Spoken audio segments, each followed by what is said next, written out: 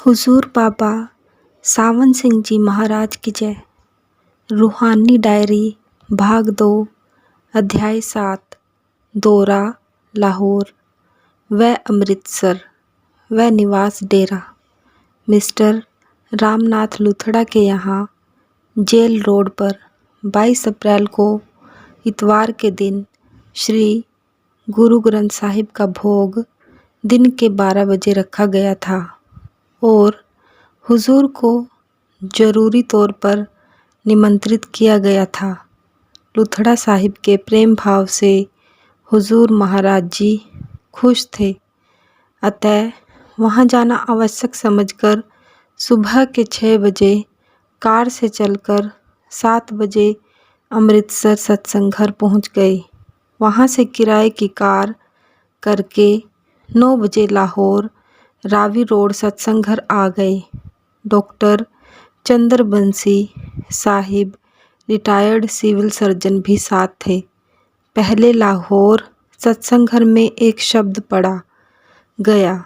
10 बजे के लगभग लुथड़ा साहिब अपनी कार लेकर तशरीफ़ लाए और हुजूर व हमें बिठाकर अपने निवास स्थान पर ले गए। वहाँ कोठी के अंदर भोग की रस्म संपूर्ण की गई। रागियों ने शब्द कीर्तन किया। भोग के बाद कोठी के आंगन में सत्संग का प्रबंध किया गया। यहाँ श्री गुरु ग्रंथ साहिब में से डेरे के पाठी भाई भान सिंह ने 2 शब्द पढ़े, जिनके अर्थ हुजूर ने अपनी जुबाने मुबारक से किए और मौलाना रूम व दूसरे मुसलमान सूफ़ी कवियों की बाणी से श्री गुरु ग्रंथ साहिब का समर्थन किया। इस गुफा मह अकुट भंडारा तिस विचे वसे हर अलख पारा। आपे गुपत प्रगट है, आपे गुर शब्दी आप वर्णा वणिया। अर्थात इंसानी काया में बेशुमार खजाने और लोक आबाद हैं, बल्कि खुद अकाल पुरुष वहदुल्ला शरीक इसमें रहता है। मगर मिलता किस तरह है? इसका जवाब गुरु साहिब खुद देते हैं कि गुरु जिस नाद का पता अंतर में देते हैं, उस नाद अर्थात शब्द में अपने आप को लीन कर दो। शरीर के 9 दरवाज़ों को खाली करके 10वीं गली में जाओ। वहाँ वह अनहद शब्द दिन रात हो रहा है, उसको पकड़ो तो मुक्ति होगी और कोई साधन मुक्ति का नहीं हो सकता। सब पूर्ण संत इस बात पर सहमत हैं। वहाँ से सत्संग खत्म करके फिर हुजूर अपने विश्राम गृह रावी रोड पर तशरीफ़ लाए। वहाँ दोपहर को आराम करके शाम के 6 बजे से 8 बजे तक 2 घंटे सत्संग को दिए। लाहौर से बहुत से स्त्री पुरुष हजारों की संख्या में जमा हो गए। एक मेला सा प्रतीत होता था। नाम निर्णय लिया गया कि नाम वस्तु है। दूसरे दिन सुबह सत्संग 9:30-10 बजे समाप्त करके लुथड़ा साहिब की कोठी पर तशरीफ़ ले गए। वहाँ से 1 बजे के लगभग तशरीफ़ लाए और लाहौर से किराए की कार लेकर अमृतसर शाम के 7 बजे आ पहुँचे। दूसरे दिन सुबह अमृतसर सत्संग हुआ। वहाँ से 4:30 बजे शाम को चलकर अपनी कार में डेरे शाम के 6 बजे के करीब आ गए। आज 26 अप्रैल 1945 शाम को सत्संग से पहले श्री गुरु ग्रंथ साहिब में से हुजूर बाबा नानक जी के वे शब्द जिनमें उन्होंने त्यागी भेक के बारे में लिखा है पढ़े गए, क्योंकि आज सत्संग में कई भेकी साधु उपस्थित थे। मनमुख लहर घर तज विगुजय अवरा के घर है रहे, ग्रह धर्म गवाए सतगुरु न भेटे, दुर्मत घूमन घेरे, दिसंतर भवे पाठ पढ़ थाका तृष्णा होए वधेरे, कांची पिंडी शब्द न चीने, उदर भरे जैसे ढोरे। बाबा ऐसी रक्त रवे सन्यासी, गुरु के शब्द एक लिव लागी, तेरे नाम रते तृप्तासी। घोली गेरू रंग चढ़ाया, वस्त्र बेख बेखारी, कापड़ फार बनाई खिंता, झोली मायाधारी। घर घर मांगे जग पर बोधे, मन अंधे पथहारी। भरम भुलाना शब्द न चीने, जुए बाजी हारी। अब असली साधु त्यागी का जिक्र करते हैं। सो सन्यासी जो सतगुरु सेवे, विचो आप गवाएं। छादन भोजन की आस न करई, अंचित मिले सो पाए। बकई न बोले कीमा धन संग्रह, तामस नाम जलाए। धन गिरहि सन्यासी जोगी जे, हर चरणी चित लाए। इसी प्रकार महात्मा ईसा ने भी यही शिक्षा दी थी कि तुम चिंता न करो क्या पहनोगे या क्या खाओगे। देखो यह वह सबका स्वामी खेत के फूलों को कैसे कपड़े देता है। हालांकि ना वे काटते हैं ना मेहनत करते हैं। आस निराश रहे सन्यासी, एक सयो लिव लाए।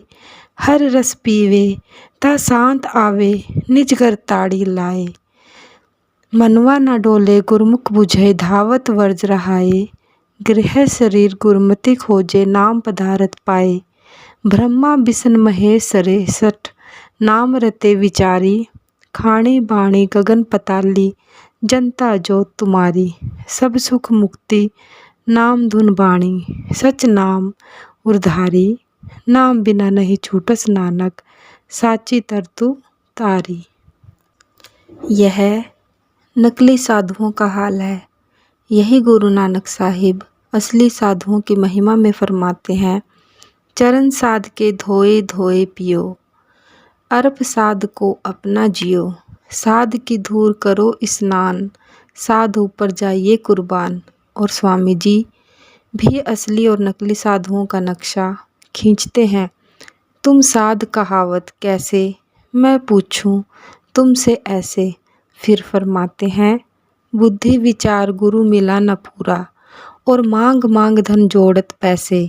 फिर फरमाते हैं, साध चरण 68 से उत्तम, भूमि पवित्र जहाँ पग धरते। हुजूर महाराज कल का सारा दिन और रात बुखार में पड़े रहे और शनिवार की शाम को भी नीचे नहीं आए, न संगत में जा सके। कल इतवार की सुबह को मासिक सत्संग में दर्शन देंगे, सत्संग नहीं कर सकेंगे। 29 अप्रैल इतवार को सुबह 8:30 बजे सत्संग शुरू हुआ। हुजूर की तबीयत बहुत कमज़ोर थी, फिर भी सत्संग में तशरीफ़ लाए और हुजूर ने श्री गुरु ग्रंथ साहिब में से पहली पातशाही का एक शब्द, हर्षा मीत नाही मैं कोई, जिन तन मन दिया सूरत समोई, पढ़वाकर उसकी व्याख्या की। उसके बाद सरदार भगत सिंह ने स्वामी जी महाराज की वाणी में से सतगुरु कहे करो तुम सोई, मन के कहे चलो मत कोई शब्द की व्याख्या की। इतवार के मासिक सत्संग में तरन तारन तहसील के एक बूढ़े सिख जाट ने अपनी दास्तान बयान की कि मैंने अपने भांजे को जो डाकू था और जो मेरी नूह बहू को कब्जे में करके मेरे घर में छुपने की जगह बनाना चाहता था और मेरे अनाथ पोते को मारकर खुद मेरे मकान पर अधिकार जमाने का इरादा रखता था, सहसा इससे पहले कि वह मुझको मार डाले, मैंने अपनी तलवार से कत्ल करके रात को उसका शव खेत में फेंक दिया। फिर पुलिस ने मौके पर आकर मुझे व मेरी नूह को गिरफ्तार कर लिया तो मेरी नूह ने मुझसे कहा कि यह शरीर तो अपना नहीं, झूठ ना बोलना, सच सच कह देना। इस पर हम दोनों ने सच सच कह दिया, मगर मेरी नूह को गवाह बनाकर मुझे कत्ल के जुर्म में गिरफ्तार करके जुडिशियल हवालात में दे दिया और कई दिन तक वहाँ रखा। मैं हवालात में भजन सुमिरन करता तो मेरे साथी कैदी मेरा मखौल उड़ाते। आखिर एक दिन तंग आकर मैंने ऊंची आवाज़ से पुकारा, ए सतगुरु, तुम तो कहते हो मैं हर जगह उजाड़ों, पहाड़ों और जंगलों में अपने सेवक के साथ हूँ। अब तुम कहाँ गए? मेरी मदद क्यों नहीं करते? यह कहकर भजन सुमरन में बैठ गया तो मुझे थोड़ी देर बाद साथ के कैदियों ने बुलाकर कहा, जाओ, तुमको थानेदार साहिब बुला रहे हैं। मुझको हथकड़ी लगाकर पुलिस कप्तान के महकमे में ले गई। वहाँ डिप्टी साहिब मेरे कागज़ लेकर आए और कागज़ों को उल्टा पुल्टा कर देखा और कहा कि इस सिख के खिलाफ कोई जुर्म नहीं बनता और नहीं पाया जाता। इस पर साहिब बहादुर ने मुझे हथकड़ी खुलवा कर रिहा कर दिया। मैं अचानक घर आया तो मेरी नूंह वे सब हैरान हो गए। यह सब सतगुरु की दया थी। आज 1 मई 1945 को किसी बीबी की मृत्यु का भोग शाम के समय पड़ा गया। उसके बाद मस्ताना बलोचिस्तानी कुछ दूसरे साथियों के साथ जो खुरासान आदि से आए हुए थे, एक बोरा मुर्दा सत्संगियों की हड्डियों आदि का लेकर खड़ा हुआ कि हम बड़ी मुश्किल से 5 मुर्दा सत्संगियों की राख दरिया ब्यास में डालने के लिए लाए हैं। रास्ते में जब हमने बलोचिस्तान की हद को पार करके सिंध की सरहद में दाखिल होना था तो पुलिस ने घेर लिया। हमारे पास 40 ऊँट थे और हमारी तलाशी लेकर कुछ आदमियों को कैद कर लिया। मैंने थानेदार साहिब की बहुत मेहनत की, 1000 रुपया रिश्वत का भी पेश किया, मगर उसने एक ना सुनी। रात के 2 बज गए। जंगल का मुकाम, ना कोई यार ना मददगार, साथियों को छोड़कर भी जाना मुनासिब न समझा। आखिरकार तंग आकर सतगुरु से पुकार की तो क्या हुआ कि थानेदार साहिब ने मुझको खुद बुलाया और कहा, भाई तुम अपने साथियों को ले जाओ, अपना असबाब भी ले जाओ, कोई ताकत मेरा गला घोंट रही है। मस्ताना ने कहा कि आप 1000 तो ले लो, मगर उसने कहा मैं नहीं लूँगा, मेरी जान छोड़ो। उसने सबको छोड़ दिया और हम सकुशल यहाँ पहुँच गए। धन्य सतगुरु। फिर कहने लगा, सतगुरु को मिलने से पहले मैं कई साल ऋषिकेश, हरिद्वार, तपोवन आदि स्थानों में गुरु की तलाश में फिरता रहा। जब बलोचिस्तान में गया तो मेरी माँ व बीबी मुझसे लड़ने लग गई और हमको लड़ने लगी कि हमको कमाकर खिलाओ। मैंने उनको छोड़ा और साधु होकर सत्यनारायण की कथा करवाता और लोगों को तावीज़ आदि देता, जिससे कहीं एक का बुखार उतर जाता। एक साधु ने मेरे पास आकर कहा, मस्ताना, तुम हो तो भगत, मगर जाओगे नरक को। तुम जाओ ब्यास में, तुमको पूरा गुरु मिलेगा। यह कहकर वह साधु तो गायब हो गया। जब मैं ब्यास पहुंचा तो मैंने लोगों से पूछा कि यहाँ कोई जटाधारी या भगवे कपड़े वाले महात्मा रहते हैं? उन्होंने कहा, नहीं, यहाँ तो सफ़ेद पोश राधा स्वामी महात्मा रहते हैं। जब डेरे आया तो हुजूर महाराज जी यहाँ ना थे, सिरसा थे, इसलिए बड़ी मुश्किल से भटिंडा पहुँचा। वहाँ एक सिपाही ने मुझको पकड़ लिया कि तुमको फ़ौज में भर्ती करूँगा। यह लो मेरा हुक्का और बिस्तर उठाओ और उनको गाड़ी में रखो, मैंने सिरसा जाना है, तुम भी वहाँ चलो। यह लो पैसे, 2 टिकट सिरसा के ले आओ। इस पर मैं टिकट ले आया और उसके साथ सवार होकर सिरसा पहुँचा। वहाँ से भागकर शहर में गया तो पता लगा कि हुजूर गांव में है, इसलिए वहाँ पहुँचा और नाम लिया। आज 9 मई की सुबह को 8 बजे डेरे से चलकर 9 बजे सत्संग घर अमृतसर पहुँचे। वहाँ सिर्फ 5-7 मिनट आराम करके हुजूर एक कोठी में सत्संग करने के लिए पधारे। वहाँ बहुत से लोग जमा थे। पंडाल बना हुआ था और शामियाने के नीचे दरियों पर स्त्री पुरुष विराजमान थे। वहाँ श्री गुरु ग्रंथ साहिब में से पहली पातशाही का शब्द हर्षा मीत नाही मैं कोई, जिन तन मन दिया सूरत समोई लिया गया। हुजूर ने खूब व्याख्यान किया। शाम को 5:30 बजे अमृतसर सत्संग हाल में सत्संग हुआ और जेठ की संक्रांति नज़दीक होने के कारण 12 माह गुरु अर्जुन देव का पाठ पढ़ा गया। फिर हुजूर राधा स्वामी दयाल की पोथी सार बचन में से भी विनती पढ़ी गई। इसी समय में संत तेजा सिंह महंत निर्मला अखाड़ा अमृतसर तशरीफ़ लाए और गुरुमत सिद्धांत पर विचार करते रहे और फरमाया, आपकी इस पोथी की भूमिका से जाहिर होता है कि आपने राधा स्वामी का कोई नया मजहब नहीं निकाला। हुजूर ने फरमाया, यह बिल्कुल सच है। जो शिक्षा 10 गुरु साहिब की है, अर्थात सूरत शब्द का अभ्यास, वही राधा स्वामी की शिक्षा है और स्वामी पद श्री गुरु ग्रंथ साहिब के अनुसार कुल मालिक की उच्चतम अवस्था का नाम है। हुजूर स्वामी जी महाराज ने इसके आगे राधा यानी रूह का शब्द लगा दिया कि रूह का स्वामी और कोई मतभेद नहीं है। वहाँ से 9 बजे के लगभग चलकर 10 बजे रात के डेरे आ पहुँचे। रास्ते में कार में हुजूर ने कई बार अपने चरणों से ऊपर खुजलाया, जिससे मैंने अनुमान किया कि खारिश अभी बाकी है। सरदार कृपाल सिंह ने अमृतसर सत्संग में व्याख्यान देते हुए यह शेर पढ़ा, हरचे माँ कर दे बरखुद हेच ना बीना ना कर्द, दरमियाने खाना गुम कर देम साहिब खाना रा। अर्थात जो हमने अपने साथ किया किसी अंधे ने भी अपने साथ ना किया होगा। हमने तो घर में ही घर के मालिक को गुम कर दिया। 11 मई को गुरु सेवा का विषय लिया गया।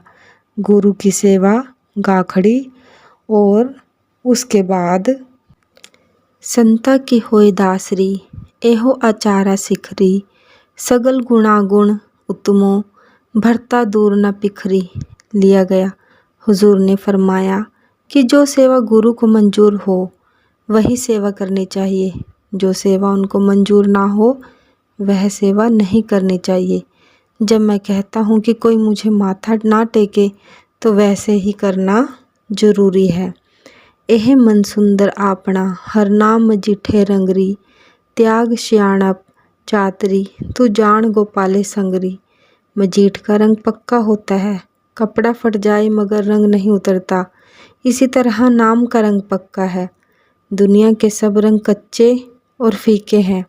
धन दौलत हुकूमत जवानी सौंदर्य खानदान बेटे बेटियां स्त्री दुनिया के रिश्तेदार हाट हवेली, ये सब ऐसे नशे हैं जो एक न एक दिन जरूर उतरते हैं, मगर नाम का स्वाद जिसको आ गया वह नहीं छूटता।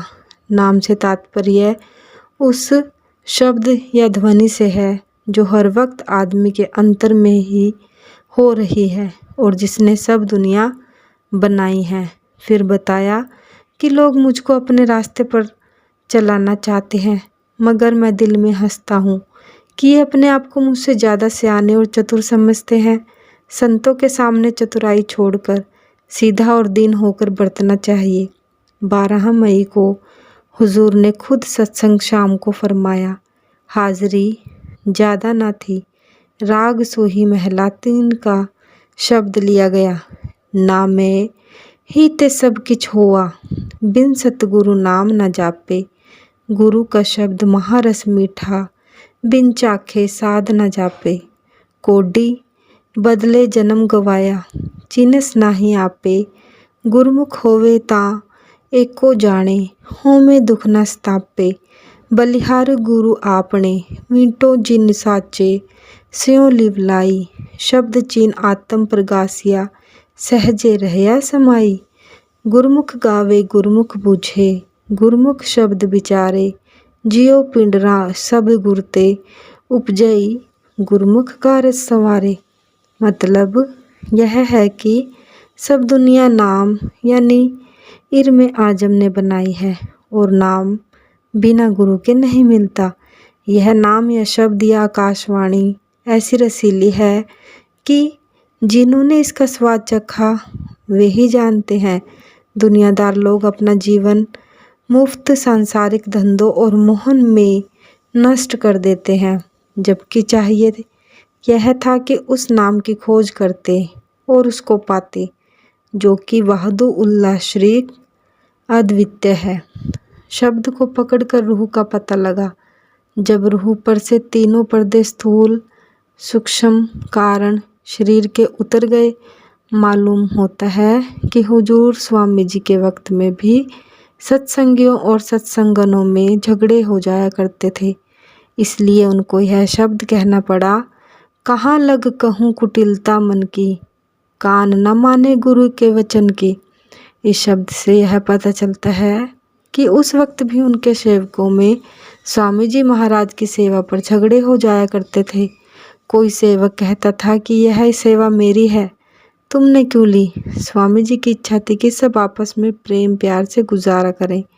आखिरकार यह कहा, अब अहंकार करो क्या किससे, मौत धार धम धम से बरसे। जब इस दुनिया में रहना ही नहीं तो अहंकार किस चीज़ का किया जाए। इंसान के अवगुणों को दूर करने के लिए सिवाय सत्संग के और कोई उपाय नहीं है। तीर्थ व्रत पूजा दान यज्ञ तप से मन में अहंकार पैदा हो जाता है। सत्संग में अपने अवगुणों का पता लगता है। इसलिए सत्संग से बढ़कर कलयुग में और कोई तीर्थ नहीं। मगर सत्संग वह नहीं जहाँ पुराने राजाओं की कथा कहानियाँ पढ़ी जाए, बल्कि सत्संग वही है जहाँ की कुल मालिक सतपुरुष दयाल की महिमा वर्णन होती है। जैसे गुरु नानक साहिब ने कहा है, सत्संगत कैसी जानिए, जिथे एको नाम वखानिए। यानी जहाँ धुनात्मक नाम की महिमा होती है, बाजे बजाने व गाने का नाम सत्संग व हरि कीर्तन नहीं है। हुजूर ने फरमाया कि संतों का हुक्म मानना चाहिए, चाहे देखने में वह हमारी अकल व समझ के विरुद्ध ही हो, क्योंकि संतों की गति और समझ को कोई नहीं पहुंच सकता। जैसे तुलसीदास जी ने कहा है, जो कोई कहे संतों को चिन्हा, तुलसी हाथ कान पर दिन्हा। वैसे ही मौलाना रूम ने कहा है, शेख राकी पेशवा ओ रहबर अस्त, गर मुरीद इम्तिहान कर्द उखर अस्त, चूना गुजद ऊ बमी जाने खिरद, पस्त राजुए खिरद राबर दर्द। अर्थात यदि मुरीद शिष्य शेख गुरु का इम्तिहान ले तो शिष्य मूर्ख है, क्योंकि गुरु को अकल बुद्धि के तराजू पर नहीं तोला जा सकता। इसलिए अच्छा यही है कि इस तराजू को तोड़ दिया जाए। ख्वाजा हाफिज ने भी फरमाया है, बमई सजादा रंगी कुनगर्त पीरे मूंगा गोयद, की सालिक बेखबर ना बूंद जे राहो रस्मे मंजिल हा। अर्थात अगर मुर्शिद पूरा गुरु कहे कि सज्जादा नमाज पढ़ने वाला मुसल्ला शराब में रंग ले तो रंग ले, क्योंकि गुरु मंजिल की राह व रस्मों से अनजान नहीं होता। 14 मई को जेठ की संक्रांति होने के कारण बड़े सत्संग हाल के बाहर 9 बजे सत्संग 12 महा श्री गुरु ग्रंथ साहिब में से किया गया। उसके बाद जब प्रसाद बंट रहा था तो एक बीबी ने मीराबाई के 2 शब्द और 1 शब्द कबीर साहिब का पढ़कर सुनाया, जिसमें बड़ी विरह थी। कबीर साहिब का शब्द यह था, घूंघट का पट खोल रे तो को पीव मिलेंगे, घट घट में वही साईं रमता, कटुक बचन मत बोल रे, धन जोबन का गर्म न कीजे, झूठा पचरंग चोल रे, सुन महल में दियरा बारी ले, आसन से मत डोल रे, जोग जुगत से रंग महल में, पिया पायो अनमोल रे, कहे कबीर आनंद भयो है, बाजत अनहद ढोल रे। सतगुरु महाराज तेरा ही आसरा, सतगुरु महाराज तेरा ही आसरा। राधा स्वामी।